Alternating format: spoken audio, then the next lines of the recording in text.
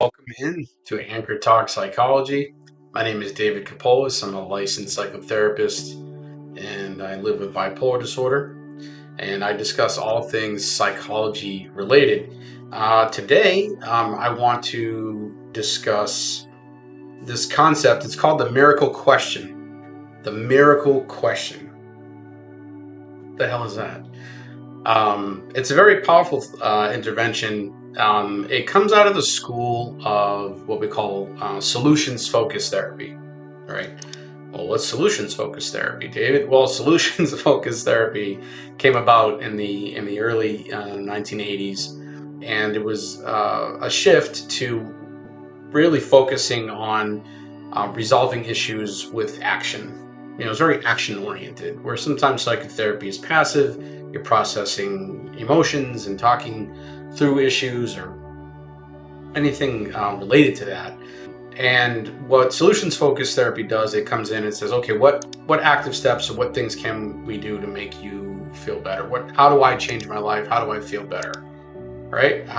Or sometimes you're even asking the question like, what is wrong? Why am I upset? All right, these are very simple but very existential, very powerful questions that we're asking ourselves oftentimes.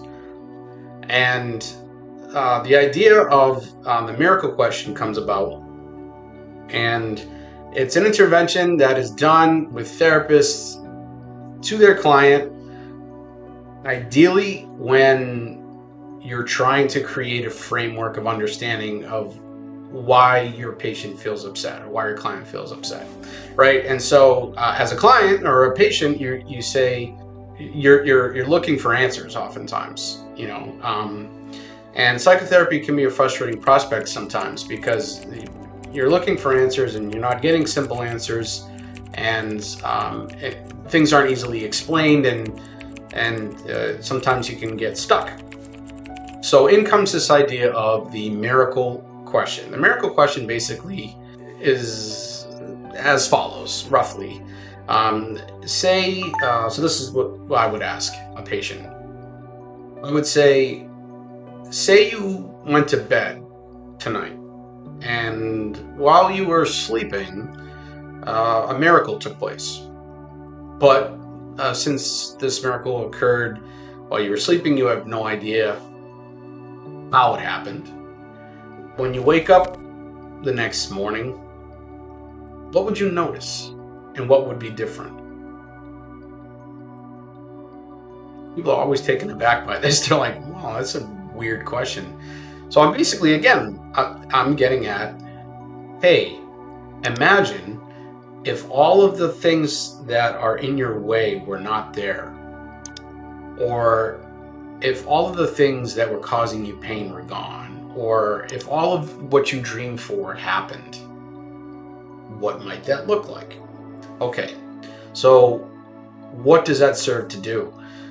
Well, it gets people thinking, obviously, right? It gets people thinking like, wow, I never really quite thought of that. I'm sort of just like dealing with all of these different things, but I never really thought about what it might be like if I had no difficulties, or if everything that was bothering me was just gone. What would that be like?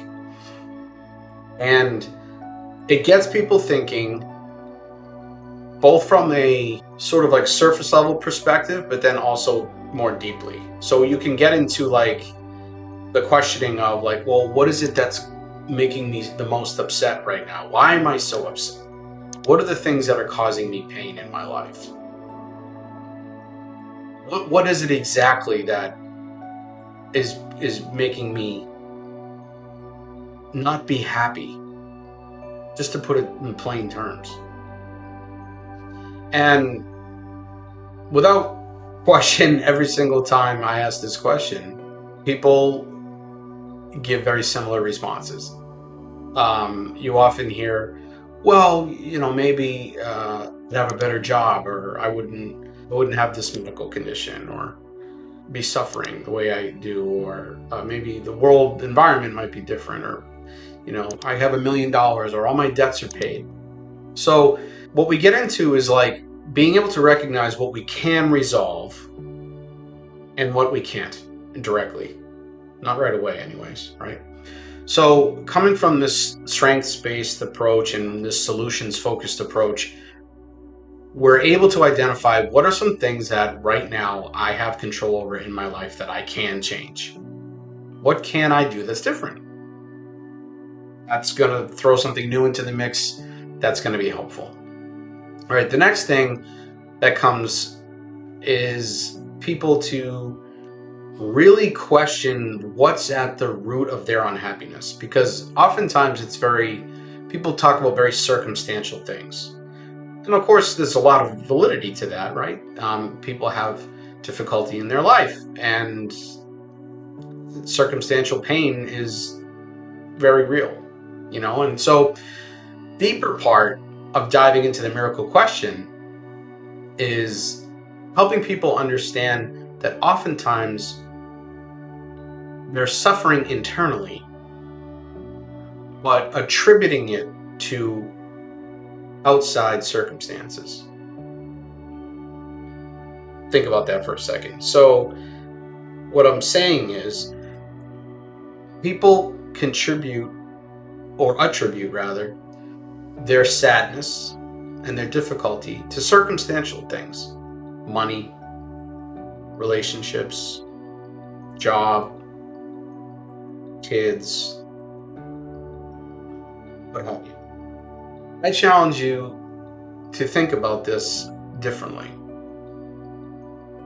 Because using the miracle question, we would say, what would it look like if all those problems were gone? And the truth being told, you'd probably still be upset. Maybe for a short amount of time, you'll have some alleviation or happiness. But it's a fallacy. It's this thought that we have that other things outside of our lives are causing us pain, but the real answer to our pain lies in your heart and in your mind. All right. So, and we see this with people, and there's been dozens of research articles on this, on people who win the lottery. Very high suicide rate.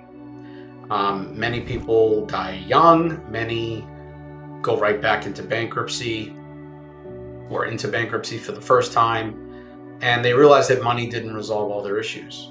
We see this with celebrities. People who reach fame, fortune, awards, accolades, loved by millions, and suicide, or die young, or isolate, or find themselves very, very unhappy.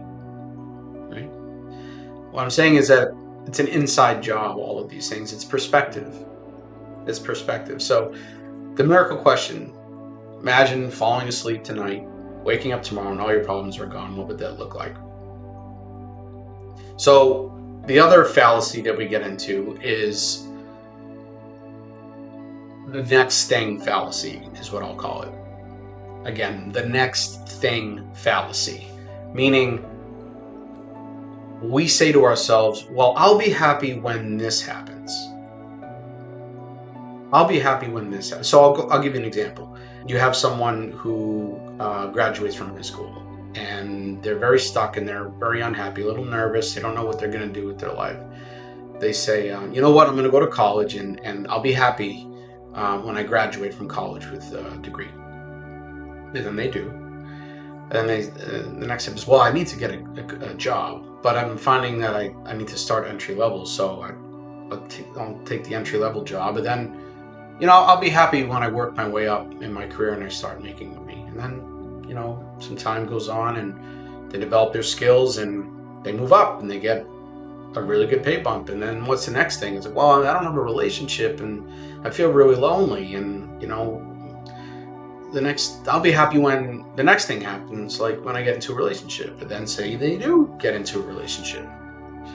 The next part is, well, all my friends are getting married and feel really far behind, and I think I'll be happy when I get married. That'll do it. And then, of course, they get married and happy for a while, but feeling empty still. Oh, I'll be happy when I have kids, when I have children. Everyone's having kids. I need to have kids, right? I need a home. I need to buy a home. I'll be happy when I have a home. I need a bigger home now. I'll be happy when I have a lot of spare money, or when I have a really expensive sports car, or that's when I'll be happy. Yeah, that's when things will be good.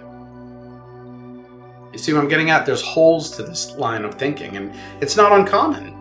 We all are guilty of this in some way, shape, or form. Now, that's not to say it's not good to have goals. We need to have goals. We need to in life. Otherwise you just stagnate, and it's not a very good existence.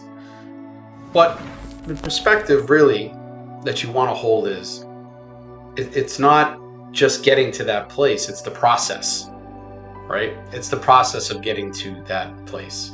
And then it's also a matter of gratitude and being thankful for the things that you do have. And then the next part is having a mindset that you're always learning and growing, and that you want to compare yourself to yourself. Comparing yourself to others is a recipe for sadness and disaster, because when we look at Facebook and Instagram and TikTok, we're just getting the highlight reels of how wonderful and happy everybody is, right? But is that always the case in real life? Absolutely not. Absolutely not. So keep in mind the miracle question. If I went to bed tonight and woke up tomorrow and all my problems were gone, what would that look like, and what would I do?